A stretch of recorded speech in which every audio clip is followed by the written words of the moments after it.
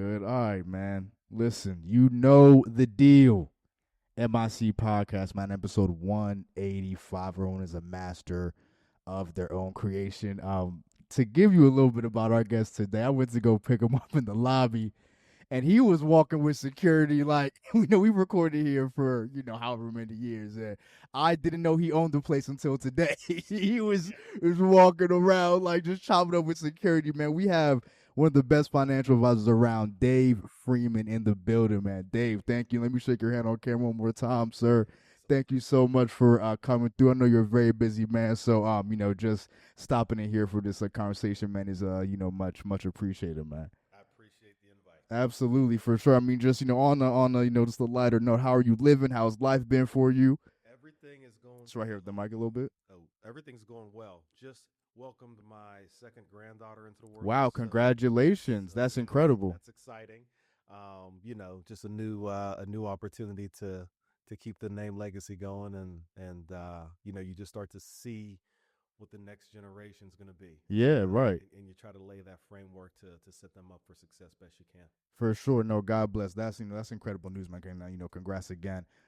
Just to kind of kick it off. Are you from Pittsburgh originally, or born and raised? Okay, in Garfield. Garfield. All right. And so just how was life for you growing up in Garfield, and how was childhood life for you?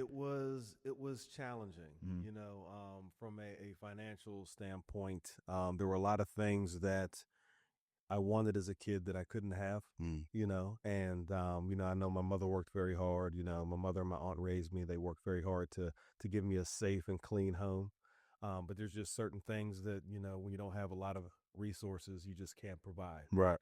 There was never a shortage of love, that's for sure. Yeah, no, definitely. And what would you say, and you were kind of just even going into it off camera a little bit, but what was the beginning, would you say, just like some like the first inklings of you wanting to start a career in the financial industry? That's a great question. I actually started my career professionally out of college, working for Enterprise Rent-A-Car. Oh wow, okay, yeah, that's crazy. So it's a totally different industry entirely. Exactly. Yeah, right. I got and this is even funnier, I got my degree in information systems management. Okay. And I didn't really want to move at that point in time. So Pittsburgh was not the tech hub that it is now back then. So options were limited at that point.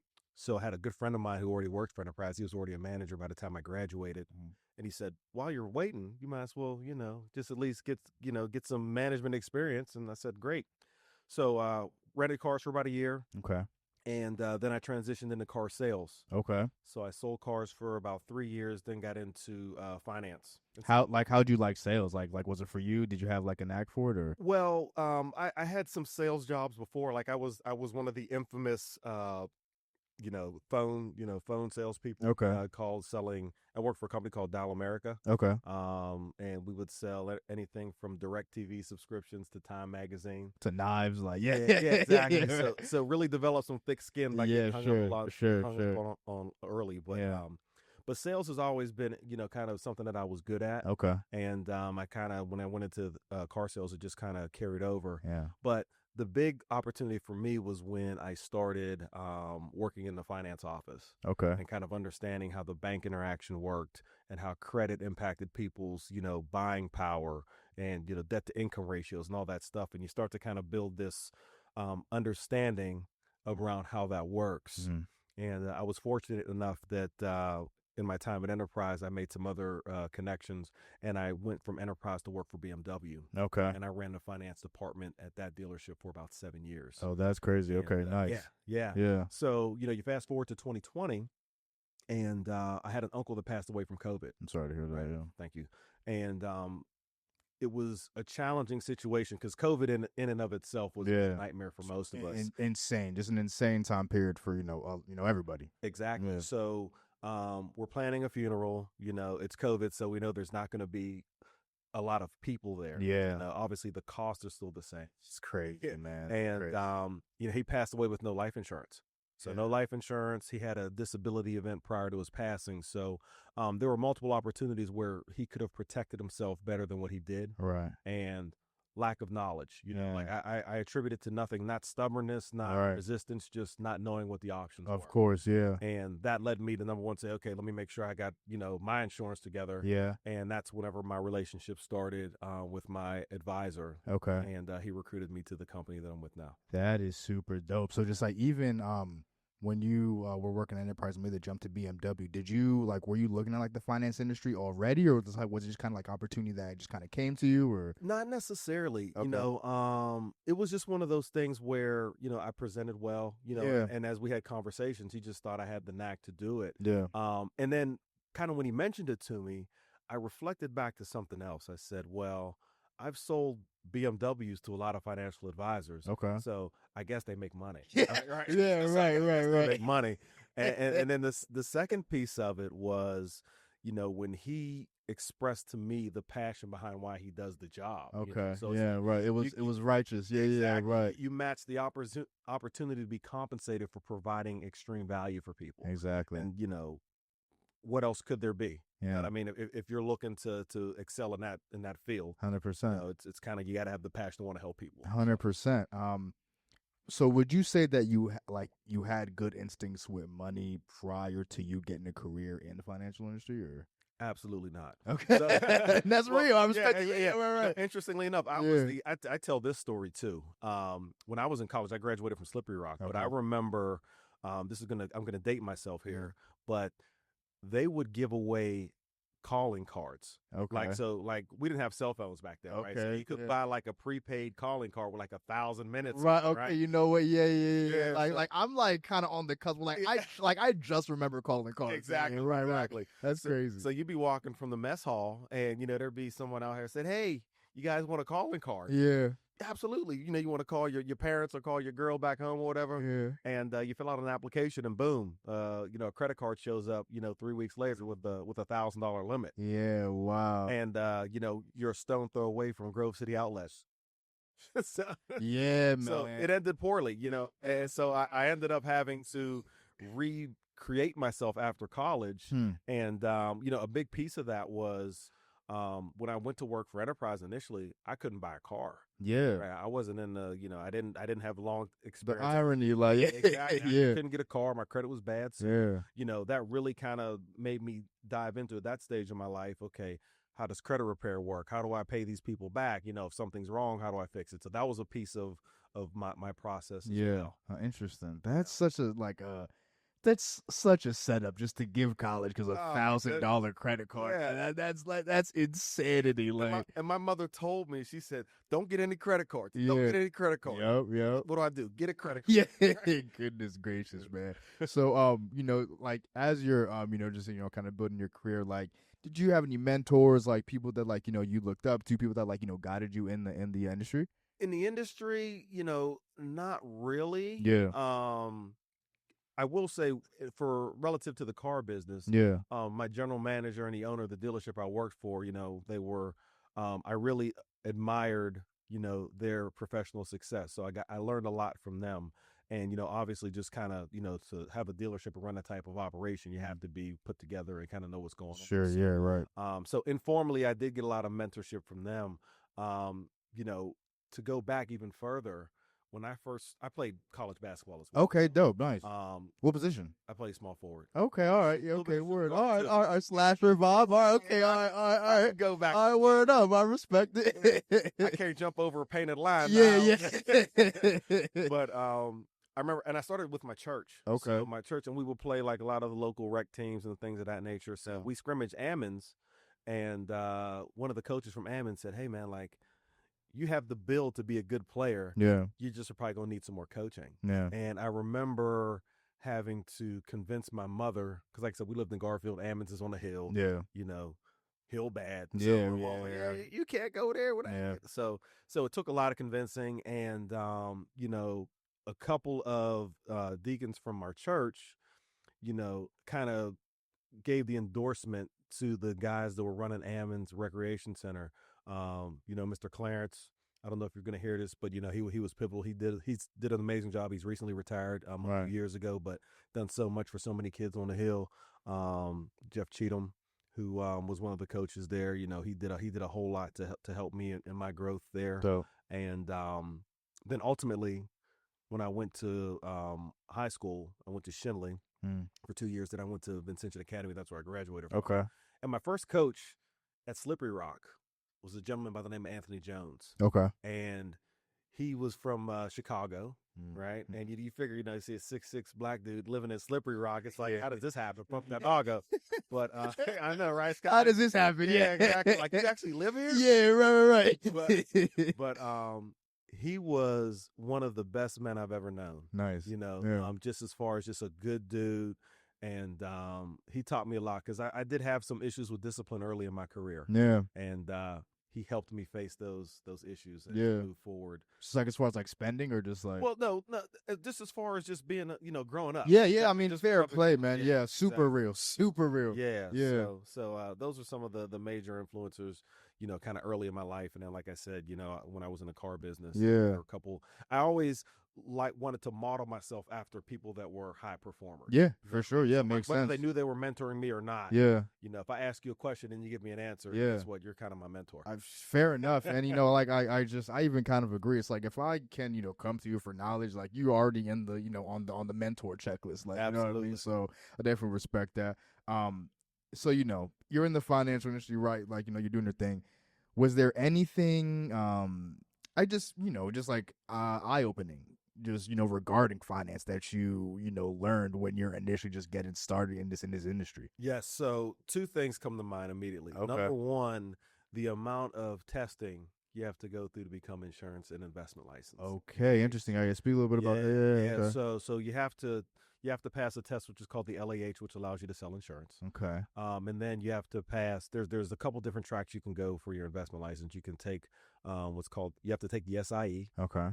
Then you have to take the 6 or the 7, and then the 63 or 60, 65. That's a lot of numbers that aren't even on the test. It's a lot. Yeah. And the funny part about it, so, you know, I was a career changer. So a lot of guys at my firm, guys and gals, are younger. Yeah, You know, like lifelong, like exactly. yeah, like So, the pipeline of correct. Right. So, you know, one of my biggest fears was like, I don't want to be this guy who left a great career, right, and failing these tests, because everyone's kind of the one thing is those tests, man. I'm telling you, they'll get you if you're not ready. So it's like, I would inundate myself with material. So I'd read the book, right? I'd watch the videos in my car. I'd listen to stuff, right. You know what I mean? So pretty much for like an 8-month period, you know, I wasn't listening to music in the car on the ride to work. I was listening to stuff about the test, and I was reading and studying. And, you know, fortunately, I passed all the tests on the first attempt. Hell yeah. Which was really good. So that's that was fucking the first awesome, thing, bro. right? Yeah, right. The second thing was understanding how little people know about finances. Right. Yeah. Right. I mean, there's a lot of not only lack of education, but miseducation out there as well. Exactly. So, and those are things like, you're not going to know about somebody unless you're in a position like mine. Yeah. You know, there's a lot of people where all the outward appearances is like they're okay, they got it figured out, but lo and behold, you know, Rome is burning in the background. Yeah. So those were kind of the 2 big things. Yeah. Right. And just even if you want to touch on like earlier, like when you made that like career change, like what was that like for you? Just like what was life looking like for you when you decided to do that? It was scary. Yeah. You know, and it was you know, my fiance, we've been together for quite some time, and you know, I had been essentially pretty financially stable for the majority of our relationship. Yeah. And when I told her, hey, I'm gonna bet on me and try to do this thing, but it's probably gonna be tight for a little bit. You know, the fact that she was supportive is the biggest thing, because 100%. You know, if you have any inkling of doubt in yourself, if you don't have someone that's supporting you through it, it becomes very, very tough. Yeah, right. And you know, fortunately, we're on the other side of that now. We're starting to see some of the reap some of the rewards, absolutely, the seeds we planted. So, so that was, you know, very eye opening initially, because I was at a finance position at a BMW store, so I was doing okay. Yeah, right. Yeah, right. So, for sure. You know, who wants to take 5 steps backwards? You know, only if you're going to take 10 steps forward. 100%. That was kind of the thought process there. So okay, no, yeah, respect. And so like, you know, you pass all those the 63, the 80, yeah. all that, ABC one. Yeah, exactly. You pass all those tests, and now you have this, like this kind of like new lease on life as far as like a career in the financial industry. So what were kind of like your thoughts? Like, did you have a good knowledge base? Were you just like kind of ready to learn, or like what was that like looking like for you? I think fundamentally I understood that you have to save. Yeah, I mean, I understood that from a concept, and I also understood that living in America nowadays, you're tempted every day to spend your money poorly, right? So, the one thing that I learned immediately was discipline fixes like 99% of the problems people have financially. Yeah. But it's the discipline piece that's the hardest, Yeah. right? So, people say, hey, you're a financial advisor. And sometimes I say, I'm more like a coach. Like I'm an accountability partner. Yeah. I just have a little bit, more knowledge about things than what you may have at this point. But, my goal is when I work with somebody that by that third or fourth meeting, and this is an indication that I'm effective, they're asking better questions. Yeah, right? You know what I mean? Right. Sometimes you'll talk to people that don't know the difference between a 401k or a Roth or a savings account. And, in a couple meetings down the road, they're saying, okay, well, I was thinking about this Roth thing we talked about. Yeah. And I did some research, and then you're like, okay, like I'm making impact. Yeah, right. But one of the really good things about what we do is we really help people to goal set. Right. The I guess the weight of an advisor's ability is his ability to ask good questions and listen. Yeah. Right. 2 ears, 1 mouth. Right. That's kind of one of the first things they tell you in the business. You got 2 ears for a reason. So you should be listening twice as much as you're talking. Right. Because if you give somebody the room, they're going to tell you their story so you can help them find their solution. Right. Yeah. So just when you were or now that you're like about 3 years into your current role, like when did you start your speaking engagements? Like at what point were people just like, all right, we need you to speak to a lot more people? Well, so it's funny because a lot of advisors don't really do that. Yeah. And I've always been, a very social guy. Yeah. Like if it, Again, I saw that today. Like, yeah. So for all my Pittsburgh people, I was at Savoy. I was in the Strip District hanging out and partying before all the clubs went away. Yeah. And I just always liked the energy of people, engagement with people, And I played basketball, so I wasn't ever really shy about, being in front of a crowd. Okay. So public speaking has never been an issue for me, right? I want to say I had a client that asked me, and I'm trying to reflect back to because several clients have asked me to speak up to this point. Absolutely. But said, hey, there's a group of people that I think would really benefit from hearing about what you do. And that's kind of where it started. Okay. One of my good friends, Bernard Alexander. I don't know if you know Bernard. Yeah. I actually met him at the where we met at. Oh, nice. Yes. Yeah. So I've done a couple of engagements with him. Okay. And just a community leader. Very passionate about helping people of color. Yeah. And, that's kind of how that piece of it started. Dope. But then you kind of I look at other advisors, maybe not necessarily in Pittsburgh. And what they've done is they've curated experiences, right? And this is something I haven't done yet, but it's in my mind. Sure, yeah. There's an advisor who they call it a suitcase party. Okay. Right.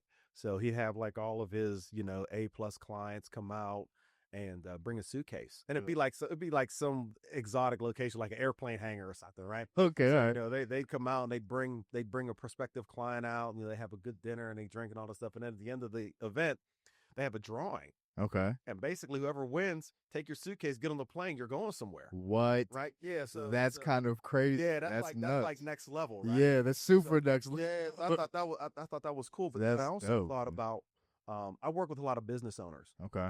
And a lot of their problems are the same, right? So then my next thought process was, how do I get people that have the same problems in the same area, arena, and talk to them as a collective? Wow. Right? Because number one, they can network with each other, and number two, a lot of the they're going to feel each other's pain. Yeah. Right? And then you just build up synergy that way. There's also, I did a web broadcast about a year ago. Okay. And we made it like a 4-part series. Okay. And I was with Dr. Salome Bay, if you're familiar with her or not. But it was called Wealth Wisdom Week. Okay. And every day was a different topic, Hmm. right? So one day we talked about wills and trusts and estates. Yeah. One day we talked about banking and checking. One day we talked about financial planning, and one day we talked about credit worthiness. So, Yeah. so I've just been talking to all these different people that are in different lanes in life, but there's still similarity in the challenges they're having. Yeah. So that's kind of what, from an efficiency standpoint, I Yeah. thought to myself, instead of meeting 10 people individually, Yeah. Right. if I Let's can get in front of 20 people at 100%. once, Yeah. maybe I Two get birds, one stone. I Yeah. get 3 or 4 of them that want to actually have an in-depth discussion, but the standard has already been set about what we're going to talk about. Absolutely. That was kind of my thought process there. Incredible. No, man, I love it. And I think you should speak to, as many people as possible. I mean, because, like, you did a great job on the panel, when we met. And, if people can't understand from this, you're an incredible speaker. You're a great orator, man. So, all right. This is kind of like one of my main questions here. And I would love to get your perspective on this. Like, do you think there's like a larger, not effort, but just like kind of like a system where like they're trying to keep financial literacy like at bay from like like the general populace? Do you think it's just the general lack of knowledge on like the people's parts, a combination of both? Like, that's a great question. And I'm going to answer it in 2 parts. Yeah, right? please, yeah. So I'm going to go back to this would have been 2 years ago. I went to the African American History Museum in DC. Have you been? I actually haven't, ironically enough. Yeah. Gotcha. So, well, on the bucket list. Yeah. Please make sure you guys do that. But there was and I don't know how often they rotate exhibits. Yeah. But there was a portrait. There was a series of portraits, and it was like a bunch of black men's faces, right? And there was like an outline on each face of like a house. Right. And then there was a bird. It was a weird concept because like that's what kind of drew me to it. I'm like, what is this all about? Yeah, right. And it spoke to the concept of redlining, if you're familiar with that concept, where Vaguely, yes. essentially what they would do is they would redline through African American communities to break them up, like highways and major thoroughfares. So that was kind of one of those systematic things that to look at it now, I said, man, that couldn't have existed, right? Right. It existed. Yeah, right. So to your point, as far as systematic, oppression tools, I know it's harder when you're coming from a position of not having the financial literacy. Yeah. So if anything, I think the system, the way it has been historically, has just put us in a deficit position. Yeah.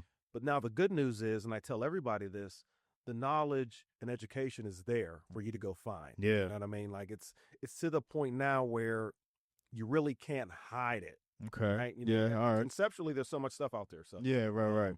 But I'm not going to say that there wasn't something, nefarious, at work, earlier. Sure. And there still may be to a certain degree, but, it's like, I really take ownership of my situation, and I think people should do the same. Absolutely. I completely agree. It's because, we're definitely in a day and age where it's like, information is at your fingertips, but then it's like, again, like, me and Mike, we just talk about literally everything, but it's just like, sometimes also feel it's just like, where else would I have found this out? Correct. If not just through talking with the dude who has interest in it. Yeah. Which is like because it's just like finance just kind of can feel so overwhelming. It's like, where do I even start? Like, which direction do I even look? 100%. And there was when I was actually thinking about curating another series of education events, and I was trying to think of a title. Yeah. Right? And I was talking to a young lady.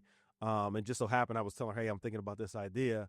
And I made the comment, I said, yeah, these are things that wealthy families talk about at the kitchen table with their kids. And she said, that's it. Yeah. Kitchen table conversations. Okay. Yeah. Okay. Yeah. And I thought about it. I said, yeah, it's like the earlier the concept starts, it's just, you can't, once you start the momentum, you can't undo it. Right? Yeah, right. Once you learn it, you're not going to unlearn it. You're just going to disregard it. Exactly. You know what I mean? Right. So I think that's just kind of it. If you can get your kids or yourself interested in financial literacy and what the possibilities are early, it just makes it so much easier to adapt. Like, Right. so if I'm 15 or 16 years old and I know that, hey, you know, a Roth IRA is going to give me, you know, tax free, you know, income when I retire, right? 60. Yeah, right, right. You know, but believe it or not, there's some parents out there that are saying, all right, No, look, you are your completely summer right. job, Yep. you're $1,000 of it is going into your Roth Yeah, IRA, you're and you completely ain't going to correct. touch it. You know what I mean? So, Mhm. so those are those conversations that are being had, 100%. and that's how, you know, people come out of college, you know, and everyone's fighting the student loan monster. I get Yeah, it, right, but, right, right. you know, sometimes any way parents can help to reduce that burden, Yeah. you know, it's beneficial for the child over the long term, and 100%. ultimately your grandkids and Yeah, your right, grandkids' yeah. grandkids. So Yeah, no, 100%. So, and you know, you can kind of delve into as you know deeper, you know, not as you know as you want, but like when you're working with people, are there just like general principles? Because like I know obviously everyone's situation is going to be different. Like Yep. you know you're going to approach it on a case by case, but like are there just general principles like you try to impart with like you know everyone you work with or absolutely. Yeah. So, you know, this is not financial advice. yeah, Right? yeah. But You might hear that a few times yeah, right. throughout this pod. Don't edit that out. Yeah. So we call it the 60-20-20 rule. Okay. Okay. No. So initially when people start, you're going to base this off of like your net paycheck, right? Let's just say it's $1,000 a week or a month or every 2 weeks. 60% of that check should be able to cover all of your fixed expenses, right? Rent, car payment, gas, groceries, you know, the essentials, right? So that 60%, live your life. Okay. 20% is going to be what goes into your savings. Yeah. Right. So 401k, savings account, investment account, you know, anywhere, you know, permanent life insurance, whatever, anything that's saving or building value over time. Right. Yeah. That should be 20%. The other 20% is your discretionary. Right. It's discretionary, Uber Eats, vacations, all this stuff. Right. So I think, you know, we mentioned this off camera before. The ease of access to convenience Right. is what really is the undoing of people financially. Sure. Right. You know, it's almost like you think about 10 years ago, who could have thought that something like Uber Eats would be as popular as it is? Right, I mean, right. go back as far as pre-COVID. Yeah. You know what I mean? You know, it was just kind of getting some momentum, but it's like, I still fundamentally have a problem with paying for, you know, delivered food when I'm in the car. Yeah. You know what I mean? Fair play, yeah. And you then know? like those you know, those service charges do not make it, you know, Oh, any more fun either, you know? Yeah. Exactly. But yeah, like, so from a fundamental perspective, it's that 60-20-20. We've already touched base on the, the sooner you can get out of debt, you know, to create cash flow. Yeah, right. That's a big piece of it too. 100%. Because, you know, basically you're renting your lifestyle if you're putting it on a credit card, you know, and we've all been guilty of it. So Yeah, right. I'm not here passing judgment. It's just, you know, it gets to a point where that monster becomes too big. Yeah, right. Yep. For sure. So just as far as I want to touch on like accessibility on a career in finance. Like, do you think there's any you know misconceptions to you know being able to start like because I feel like from just like a general perspective, like it almost feels like you have to have money to have a career in finance, and is that the case? Would you say? Or? So that's a great question, and I'm going to answer that a couple ways. Okay, right? all So right. when I look at how my career started, okay, I actually had a little bit of a nest egg to float because I knew I wasn't going to walk in the doors and start making a bunch of money. Sure, yeah, So right. I had some savings and some resources on the sideline, right? But what I do look at, and some of the advisors I really respect now, because it's funny, all the advisors that are in their 40s that have still made it started when they were in their 20s. Okay. Right. So they all have the trappings of success now. And it's Got you. I'm the same age as the 45-year-old advisor. Yeah. But they're 20 years older than me. Yeah, more skin in the game. Yeah. Correct. Right. So what I look at it when they tell their stories, some of them started, you know, first job out of college. Some of them even started as interns. That's crazy. And that is, you know, I talk to guys that are, you know, 30, 35 years old. Yeah. And, you know, have amazing careers, amazing practices. And, you know, everyone has a story, right? You know, what was that one thing that happened that made you like really just bite your lip and go for it? And one of my good friends, he's an advisor. He says, I'll never forget. I was in the Taco Bell drive-through. I ordered my food and I pull up to the window and the girl that took my order was beautiful. Hand her my debit card and it declined for like $7.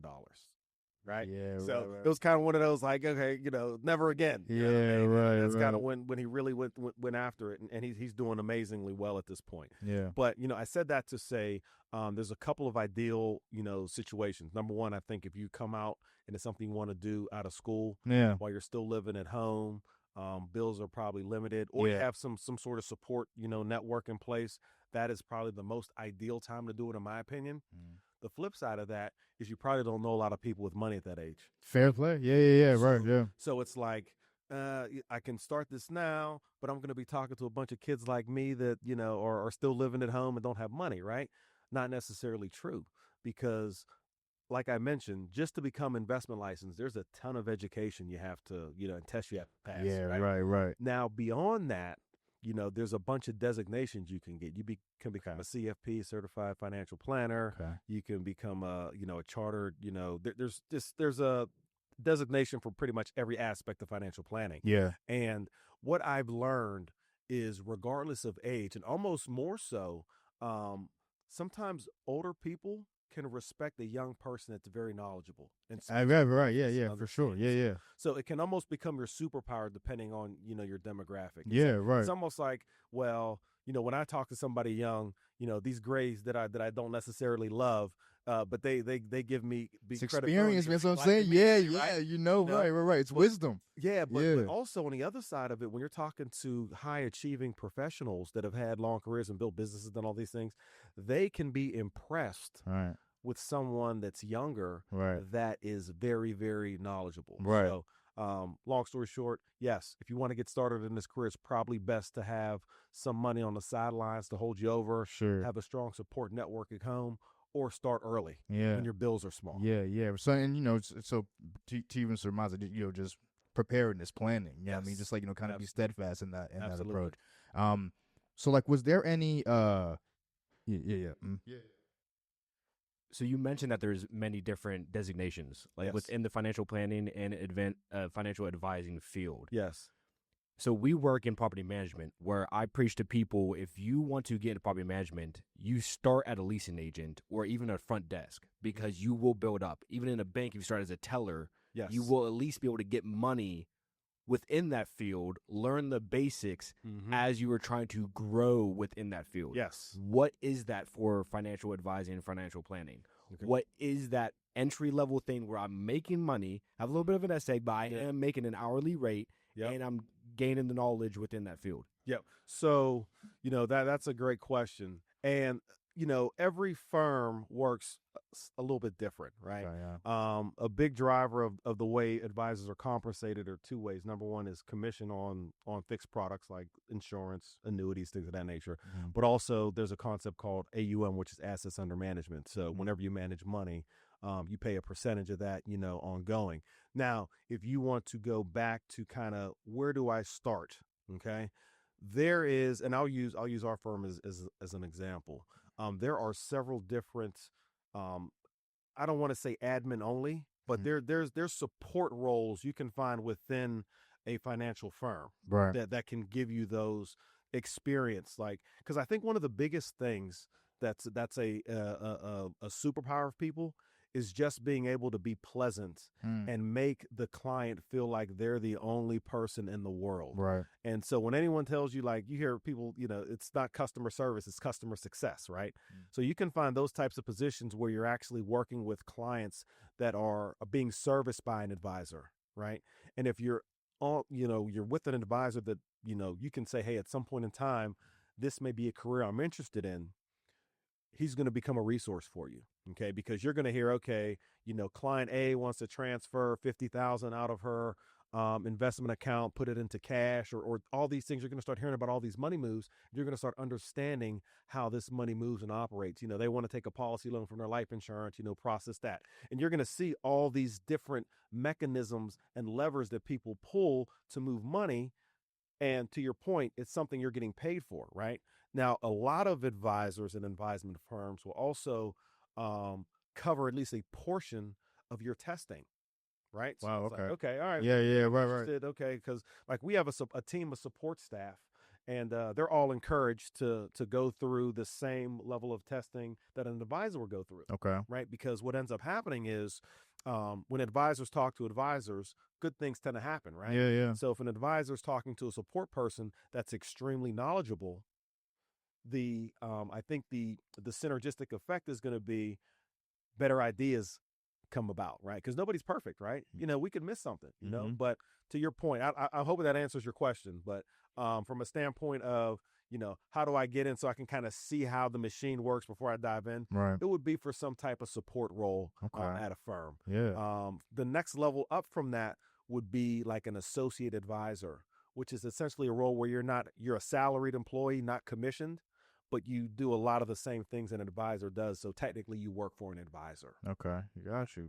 No, I mean, that was an incredible question, bro. Like, that was, very, very well asked, very well answered, and like, I think it's just, because again, like, it just looks so over just the industry at large when, like, it is, a job, a career path, and you do have to start somewhere. It's not like you just kind of hop into, your BMW and start making people money. You know what I mean? Start making people money. Financial advisor. Yeah, right. So, no, I think that is super, super great knowledge. And then just, just by way of your career, like, has there been any principles that you have applied just by, just by nature of your work, just like to your own life? Yeah, absolutely. So, I knew I had a not a recommendation, but I had a permanent life insurance policy, when I came on to work for my firm, and I didn't really understand I knew what I had is what I wanted. Yeah. But I didn't understand the mechanisms. Like I didn't understand how you build and design a policy. Okay. And the nice thing about it is you get unfettered access to the illustration system. So, you can just take an afternoon and you could put in Joe Smith, born August 1st, 1985. Yeah. How much is this policy? How much is that policy? What if I blend some term in there? What if I, overfund it? Like there's all these things you can do depending upon what the client's objective is with the policy. So that was something that was like really cool. And whenever I subsequently got more insurance, I built my policies. Yeah. And I give my guy a little bit of razz every now and then, like, man, why didn't you build my policy like this? Yeah. You know what I mean? Yeah, right. So that's the big thing. Yeah. Understanding annuities is another thing. What is that? Yeah, I'm not. So essentially, an annuity is like, you remember back in the day, parents would work for a company for 40 years, they retire, they get a pension, right? Okay, yeah, sure. So that's not the case anymore, right? Okay. Those people have multiple employers over a career. Right. And so, whenever they started the 401k retirement, plans through employers, pensions, essentially went away.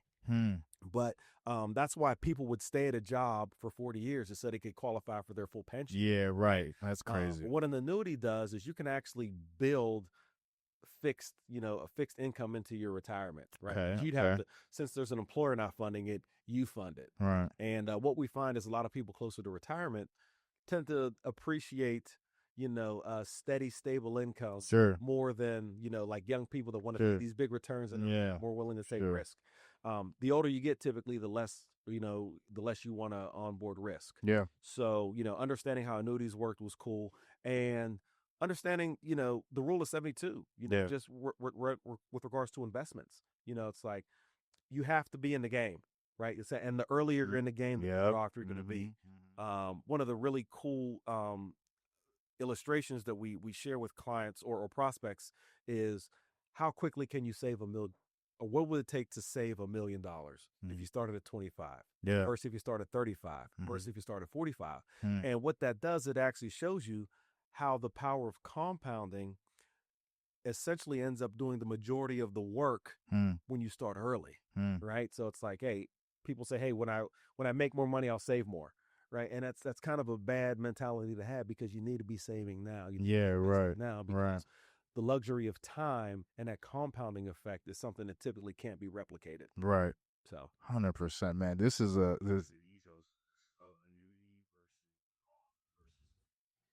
Gotcha. All right. So.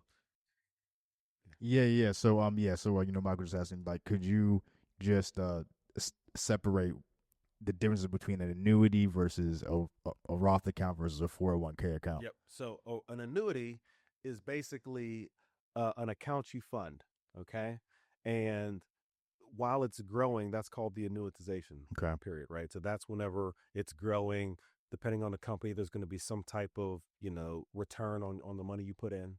So the goal is by the time you look to retire, you should have a big pot of money, right? And then that's when you turn it on, based on when you do it, the terms of the contract, it's going to pay you a certain dollar amount monthly.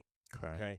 Now, the reason why people love annuities is because it's fixed income. So that dollar amount is going to pay for as long as you live. Got you. Okay. So you can't most annuities, some annuities have an end period, but most annuities that people, buy now, the guarantee is that it's going to pay for as long as you're living. Okay. Even if that number exceeds what your contribution was. Gotcha. And that's kind of the objective, right? Okay. So when I want to get the most return out of it, I can.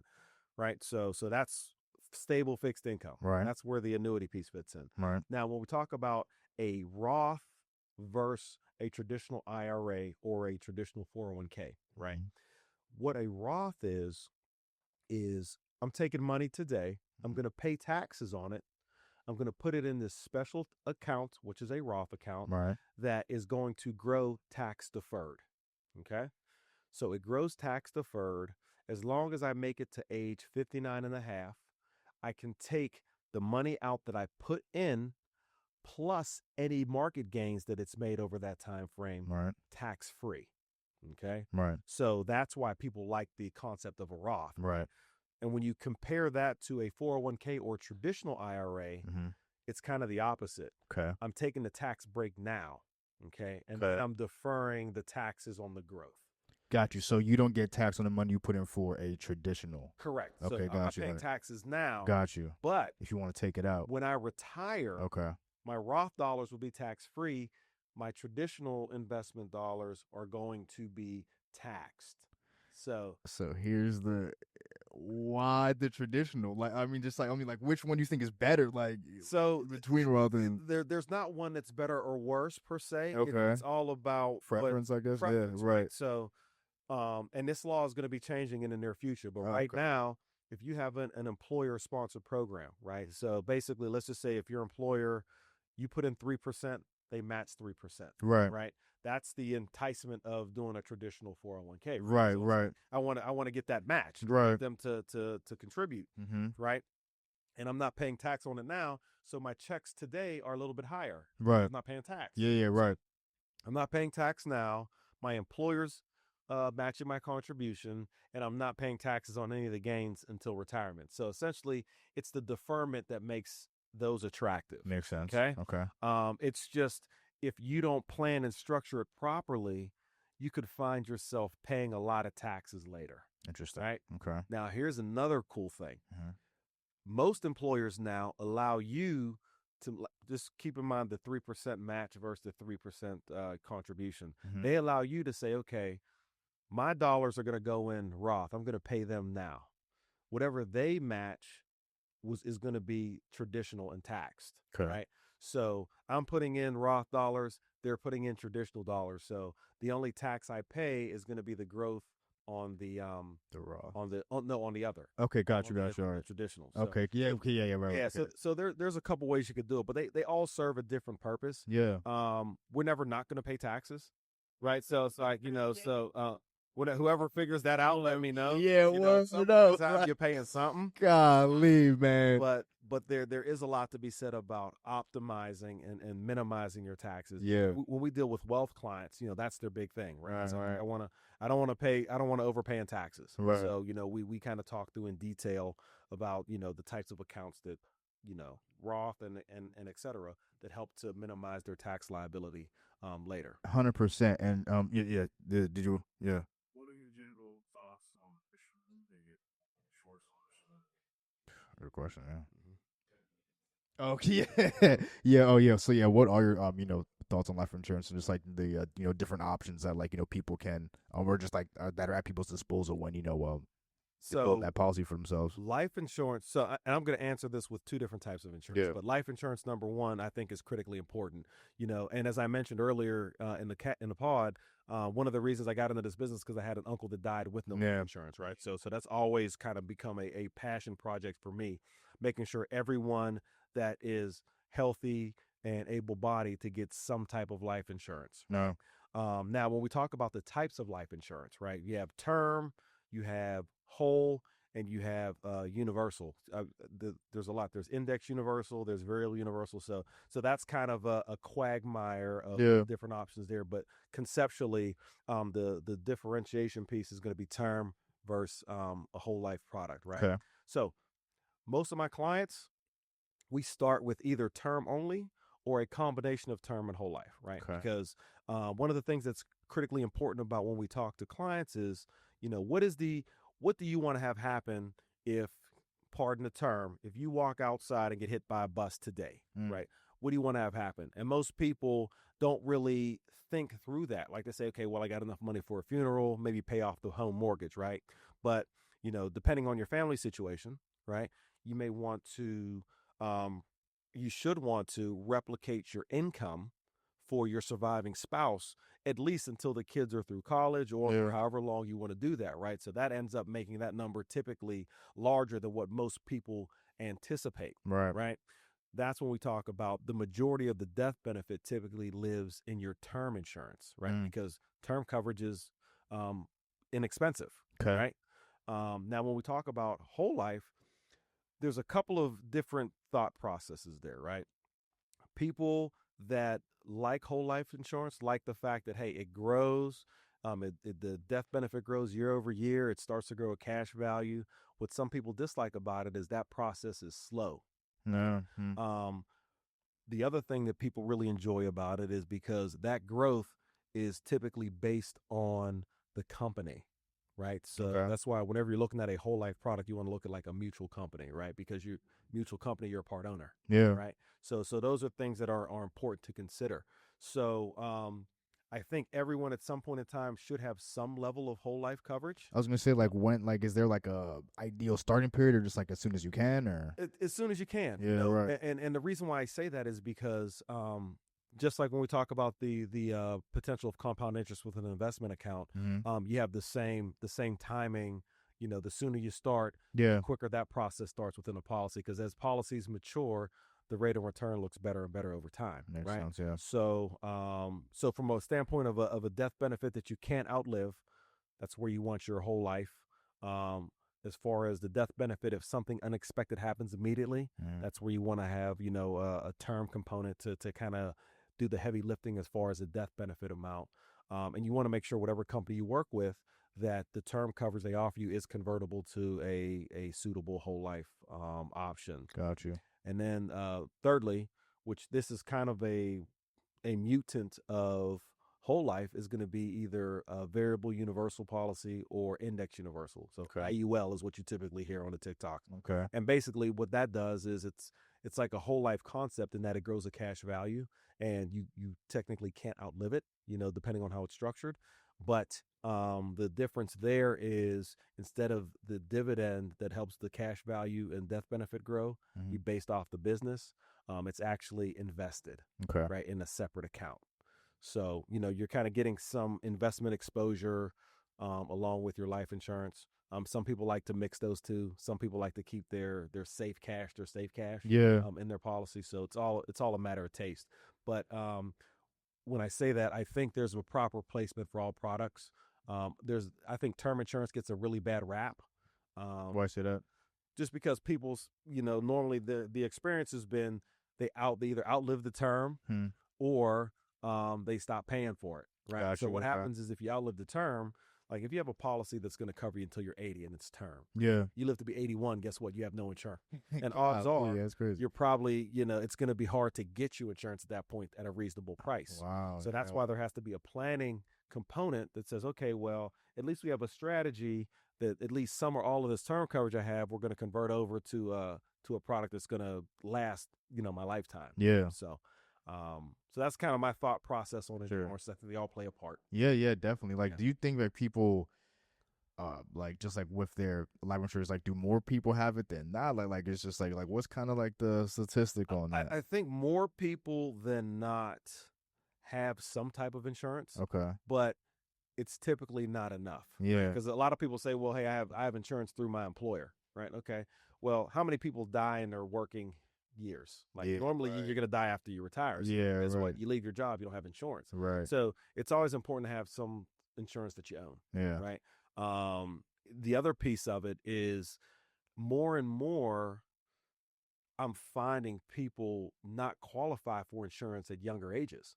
Wow. Like I've had people that, and this is from, age and health of the driving factors, right? Mhm. So, diabetes, Right. blood pressure, all these health related. We talked, if you want to talk about, kind of systemic things, it's going to talk about food deserts, right? Yeah, right. You know, Mhm. that's not a financial thing. Yeah, right. The harder you are on your body, the more expensive it is to insure it. Sure. So there's a lot of things, and we talk about, if someone who wants to be financially healthy is typically someone that cares about their health and longevity as well. So kind of all Right. those things kind of intertwine. Definitely.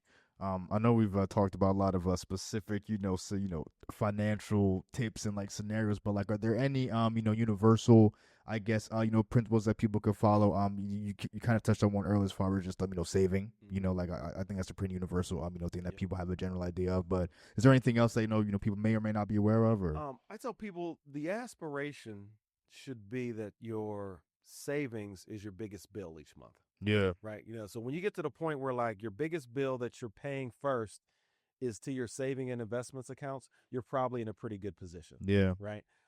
It's whenever we tend to overspend and that discretionary 20% is where we tend to have problems. yeah, sure, And I would also say, there's enough professional advice out here that you don't have to figure it out on your own.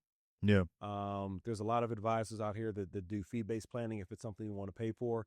If you don't want to pay for a fee-based plan, there's a lot of advisors that will work with you. And, if you buy insurance, whatever, they get commission, but, the actual consultation is at no cost. yeah, And I think that's important because I think a lot of the stigma is, well, how much does it cost? mhm, And, my answer is typically nothing yet. We don't know what we're doing, yeah, So, we could go through this whole process and there not be an opportunity to work together. yeah, Or we could find a lot of opportunity to work together. yeah, But I think the important thing is people that maybe aren't necessarily wealthy, understanding that there are advisors out here that will work with them to give them clarity and insight and Yeah. a ton of resources. right, 100%. So yeah, This is a multi-layered question. That's why, kind Okay. of grab the mic for this one. Because I want to take it a few steps here. So Let's go. I use ChatGPT for my finance a lot. In Okay. the sense where I always say that ChatGPT and AI and it just in general is a tool. It's only a tool. And if you don't know how to use the tool, like any other tool, Mhm. you're not going to get anything out of that tool, right? Correct. So you got to know what questions to ask it. So I sit there and I just endlessly, like, I learned about REITs the other day. Uh-huh. I think it's like REITs, Yes, yeah, right? I learned about REITs the other day and just, and how just different ways I can diversify my brokerage account versus diversifying my Roth. Are you currently using AI within your industry? Are you seeing that grow? Or are you seeing that there's a lack of opportunity that they need to start using it? Well, that's a great question. We actually have a proprietary AI GPT that we use. So we can't use for privacy purposes. We can't use like the general, Chat GPT or any of the other, GPT services, just because who knows where that information at some point in time could end up, right? So we can't use it to make recommendations, right? But I will say that there are a ton of people out here now that are using Chat GPT and other artificial intelligence type services to answer those types of questions, right? And as an advisor, do we feel threatened that people are not going to want to advise me? I think the answer to that is no, because most people, and you're probably the exception, right? Yeah. But most people, when it comes to matters that are financial, they want to have somebody that when things are good they can say thank you, and when things are bad they can yell at them, right? So I think that's the big thing that you lose with not having an advisement relationship. I But as think far as- also people don't know what question to ask. correct. So that's why. Exactly. Yeah, Yes. Because and that's a great point, right? Because Chat GPT is just as good as the prompts, right? So if I ask it, hey, how do I become a millionaire? Who knows what it's going to say, right? You know what I mean? So to that point, yes, it can be a resource. And I have a lot of clients that they come to me and say, hey, I put this in Chat GPT and this is what it told me, right? And then I'll be like, okay, well, let's talk through that in a little more depth. On the right track, but for your situation, these are the variables that maybe that answer doesn't address. So, use it, absolutely. But I would say be responsible with it. Is there a point at which diversifying my money becomes too diversified? Is there a point? It's because I feel like you could just endlessly. So for me personally, when it comes to my investment strategy, I'm not a day trader. Yeah. I understand the dangers of day trading. I don't even want to play in that field. Mm-hmm. I'm 99% right now as I stand long term. Yes. Right? Where am I going to be at 60? What do I want my money to look like whenever I'm 60? But I do think that there is a play, which what I think diversification helps with is that like mid long term, that like 1 year to 5 year investing. Mm-hmm. Well, and there's so many products out there, like REITs, there's how many indexes out there, and individual. Yeah. At what point do I become too diversified? So that's a good question, and that question is so specific to the individual that's not something that I could easily answer, right? Mm-hmm. But here's what I would say. Mm-hmm. One of the analogies I love in our business, right, is you got to look at the market like you're standing on an escalator and you're playing with a yo-yo, right? So you're going to see steady increases. This is what history has shown us, right? The market's going to increase steadily, but that yo-yo goes up and down, and that's what represents your volatility, right? So one of the realest things you said there was, I'm planning for what my money will look like when I'm 60. And I think that's what us advisors do best, because that's what people are the worst at.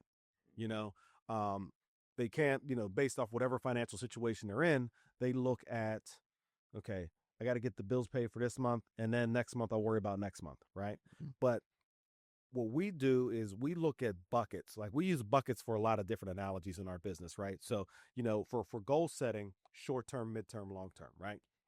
And what we do is we put those individual goals in those buckets, right? So it's like, okay, in the next 3 years, we're sitting here in 2028. What would you have wanted to accomplish? Okay, well, I want to pay off my car. I want to, have purchased my first house. Okay, that's 3 years. Okay, now 4 to 10 years, what does that look like?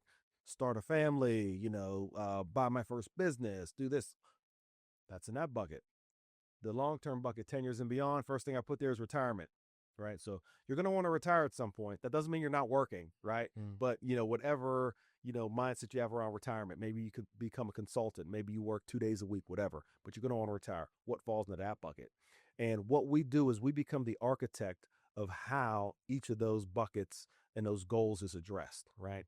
So, just kind of based off of what your statement is, you're long term. Right. So it's like, I want to do all the things I got to do. So when I hit 60, this is how much I want to have in that bucket, right? And I know in order to get there, I need this rate of return. I need to be diversified in these types of accounts, in these types of investments. And when you mention the term diversification, I look at that two ways. So diversification can be viewed as asset classes, right? Small cap, mid cap, international, emerging, so on and so forth, right?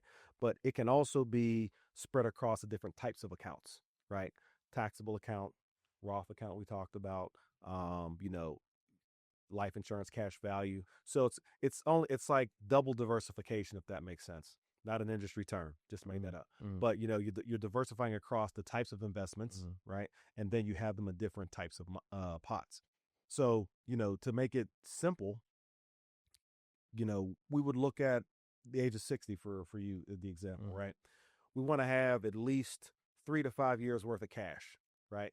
Cash, easy, liquid.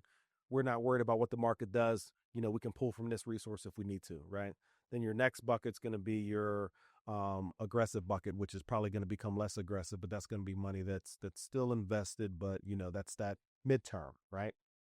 And then you have your money that's still invested aggressively, because you're not going to need it anytime soon. But as long as you have, you arrive at retirement well positioned with a good cash position, and you still have investable assets that are still working for you, plan should be solid.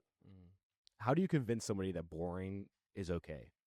How do you sit across from somebody and say, the S&P 500, you ever heard of it? Yeah. Put the money here, let it sit, and forget about it. How do you approach this conversation with some people whenever all these products exist? Whenever somebody comes to you, you're like, well, have you heard about this? Yeah. Well, this company's going great. How do you talk people off those ledges? Well, I think it all comes down to, if it's a client, we always go back to the plan, right? So whenever we have a really cool graphic, and the top of the graphic is kind of your high risk, high reward piece.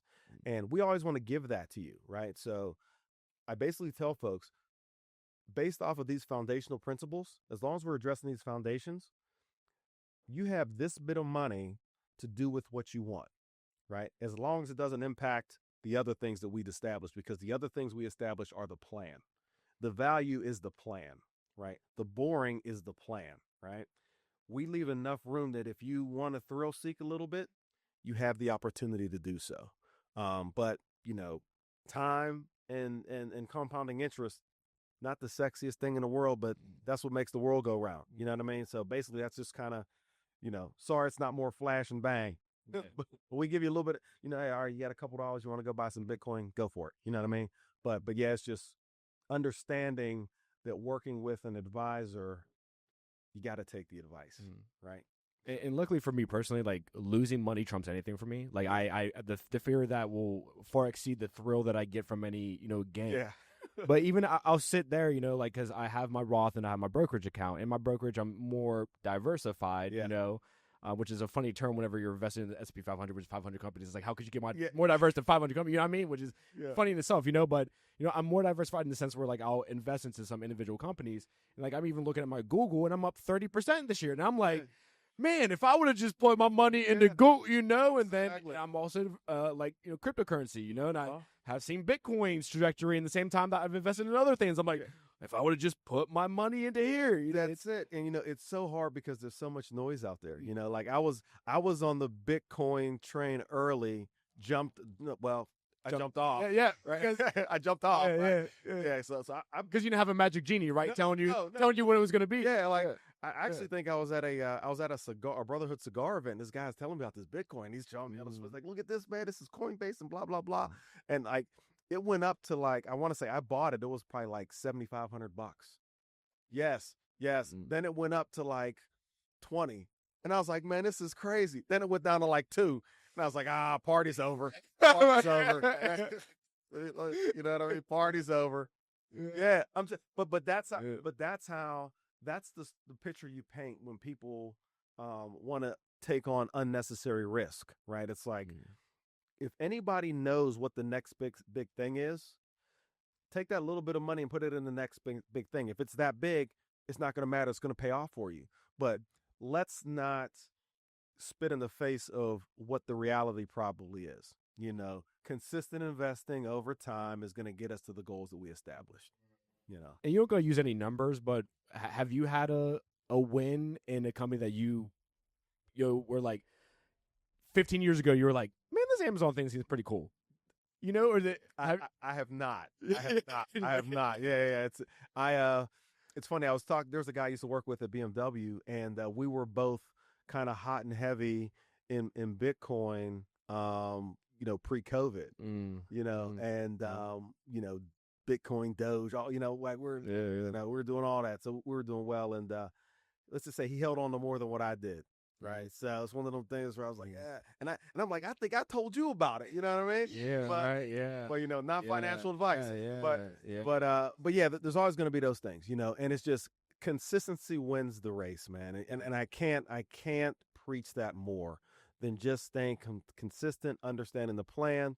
And if you need to adjust the plan, adjust it accordingly and strategically, not on a knee-jerk reaction. I'll give you an example, like when the tariffs were announced and the markets, tanked, right? What does everybody do? They panic and they sell, right? What do people do that have cash on the sidelines? They buy, right? And then he says, oh, you know what? We're going to hold off on these tariff things. Huge wealth transfer.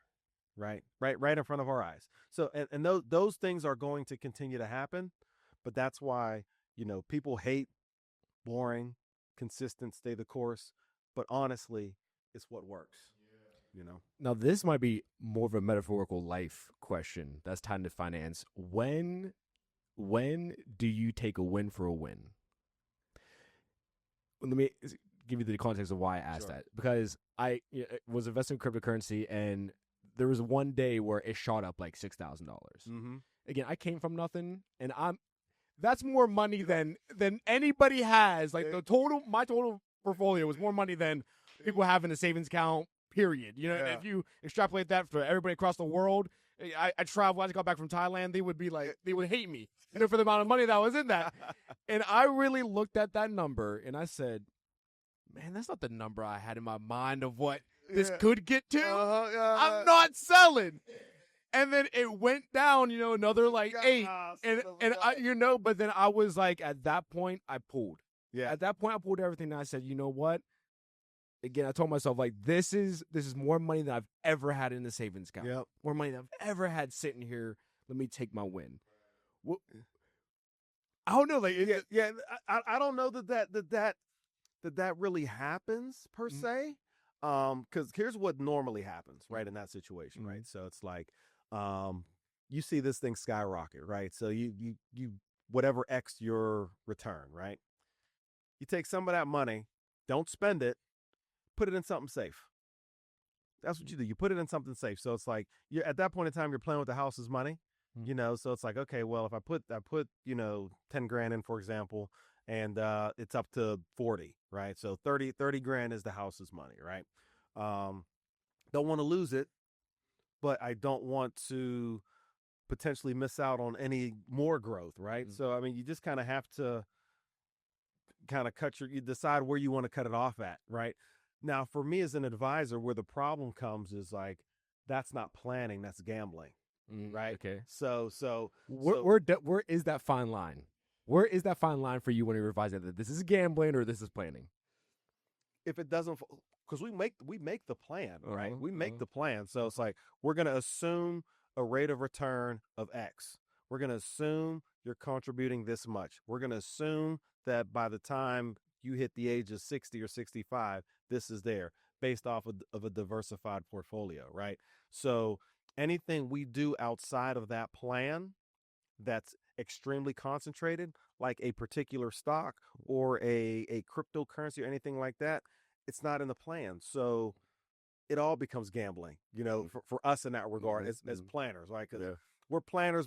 Before we're investment bankers, because we're not. We're planners, right? Mm-hmm. And a plan is comprised of several different components: protection, investment, and tax optimization, right? Mm-hmm. So anything that falls outside of those 3 buckets can be construed as a gamble to a certain degree. Mm-hmm. And I find that a lot of it comes down to the ego of the human mind. Yeah. I'm sure you battle that all the time in your job of like when somebody, an ego, not even so much like in a boisterous way. Like I think of, I don't know if you know the Doge millionaire, if you know that guy. This guy, do you know who Graham Stephan is? I don't. Okay, so Graham Stephan, he's a very like, he's young. Okay. But he has been in real estate since he was 18, and he's very matter of fact about money. Like he's very like, I could be a millionaire and I'm still gonna bargain at the dollar menu. Like I'm still gonna be like, like he's like that. You're big on that. So this one guy, just a goofy guy, he went and invested in Dogecoin. He pulled out like personal loans, all this. He went in He went into $180,000 around worth of debt. Oh my god! And he gambled all that on Doge, and it went up to like $3 million at one point. So then these financial advisor YouTubers are like getting them together, and the one's like, dude, sell. And he's like, no. Like it has to get to that dollar. Like I told everybody it's gonna, So then they bring him to Graham, and Graham, it's like the most comical, just like 4-second clip where like they like sit him down. They're like, hey, Graham, so like this guy did this, and right now it's worth like 1.8. And Graham's like, wow, fantastic. Like no one gets those returns. And he goes, so what are you gonna do with it? And he's like, oh no, I'm keeping it. He goes, sell. Yeah. And the dude's like, huh? He's like, sell. Yeah. And then you could just see him just his mind start melting, of just like, dude, what, exactly.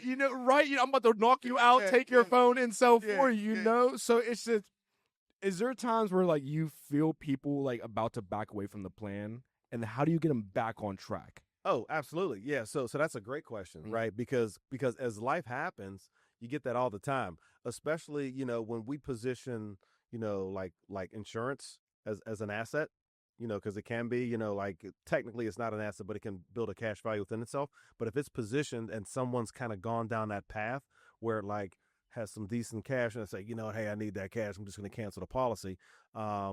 That's one of those, let's take a step back and talk about the plan again. Because sometimes people just need to be reminded, right? So it's our job as the advisors to say, what is bringing about this change, right? Is there an alternative? Because sometimes there's not. Sometimes, okay, hey, you got to sell the house. You know what I mean? But humans are emotional, right? And if they are too far removed, and that's why it's important to make sure that you're having reviews. You got to like whoever you have to be your advisor. Because guess what? They're going to be calling you at least once a year, maybe twice a year, to have a review meeting with you. Because that relationship, this is another thing that you're not going to get through chat, right? That relationship is going to allow me to tell you that to sell off your policy is stupid, or to sell off your investments is stupid right now based off what you're trying to do. And we can say that because we have a relationship, right? And we can then outline the damage it will do. And I think once people see the damage, that's what brings them back. You know what I mean? So I can say, okay, well, we're on track. We're saving, $1,500 a month. We're pacing to get to where the goal we set. If you pull this money, one of two things happens. Either we push this finish line out another 10 years, or you have to double that investment because it's not sitting in an account. It's not compounding. We're taking a big chunk out of the plan. And I think a lot of times whenever we can put them back in that frame of reference, that's normally the pullback moment. So for accessibility, what is the most cost-effective way that the average person can get in touch with an advisor and get the advice from an advisor? Oh, so, if you type in first and foremost, hit me up. but there are advisors everywhere. The thing I would research, number one, are the companies that you want to work with. And then you can just do something as simple as a Google search. But beyond the company, whoever contacts you and you talk to, you have to either have a connection with them because you just like them, you think they're a good fit for your personality, or they seem extremely, extremely proficient at what they do, or ideally both, right? But we're easily accessible. If you Google David Freeman, you'll find my site. And there's a financial advisor around every corner, right? But the way that these relationships work is by people working together, right? So ultimately, if I Google somebody and they're with the best firm and they have the, all these 5-star ratings, but I don't like the guy, I'm not going to take his advice probably, right? So it just comes down to, it's not like I found somebody, I'm done, right? It's got to be, I found somebody, you as a potential client are vetting that person, right? Because I've had several meetings where it's like we've started and then it's like, well, maybe we're not a right fit for each other. Nothing personal, but maybe we're not a right fit. But I think, to all the things that can make a financial plan fail, whenever you have an actual connection with the client is what can maintain that. So search good companies, vet, it doesn't have to be the first person that calls you. They should be willing to at least, and the other thing too, is if they're not willing to talk to you, without a check, if that's not what you're looking for, then don't go down that path, right? There's tons of advisors that'll have that initial consultation at no cost, right? So that leads into a second part of the question. So it's like, the way you describe it is like finding a therapist. Yes, like it's very similar. It sounds like to like finding a therapist. When you're vetting each other, it sounds like from what you said, some people they charge during that vetting process, and some don't. Is there something wrong with charging? Like, how do you feel about that? And or do you feel like all should charge? Do you feel like none should charge?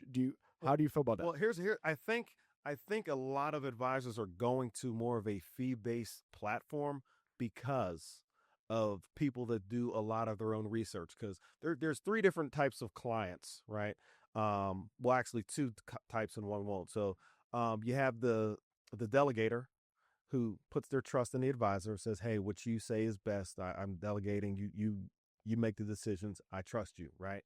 Then there's the collaborator who, wants to hey, well, I saw we did this, but how about this, right? Mm-hmm. Advisors don't really like that guy that much. Okay.